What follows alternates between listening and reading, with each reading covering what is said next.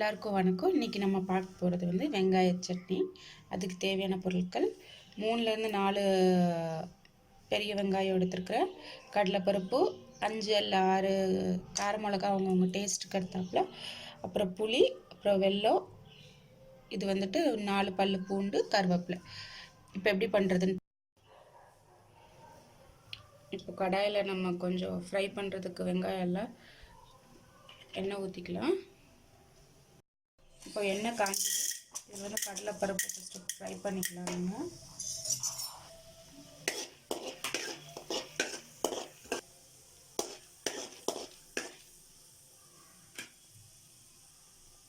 ஒரு தடவை கடலைப்பருப்பு நல்லா வறுத்த உடனே நம்ம அதில் வந்து ரெட் சில்லி போட்டுக்கலாம் அண்ட் பூண்டு.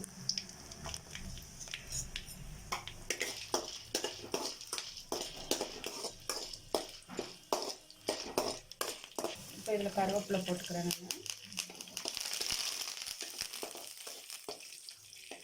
வெங்காயம் சேர்த்துக்கலாம். நான் வந்து சின்ன வெங்காயமும் பெரிய வெங்காயமும் மிக்ஸ் பண்ணி எடுத்துருக்குறேன்.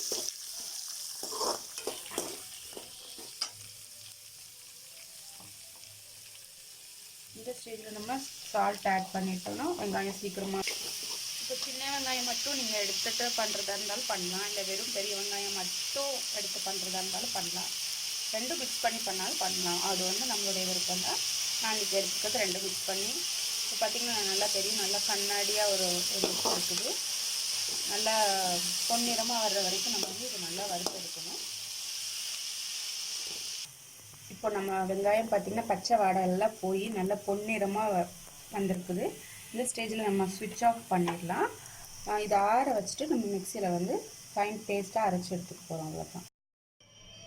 இப்போ மீதி வந்து இருக்கிறது புளியும் வெல்லமும் இதில் நான் சேர்த்துட்டு அரைச்சி எடுத்துக்க போகிறேன். நான் இப்போ நம்மளுடைய வெங்காய சட்னி நான் அரைச்சி வச்சுருக்கேன்.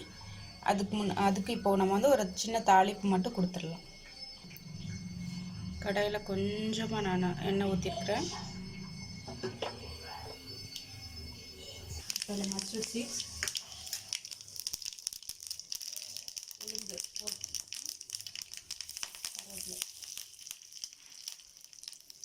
ஸ்விட்ச் ஆஃப் பண்ணிடுறேன் கேஸை.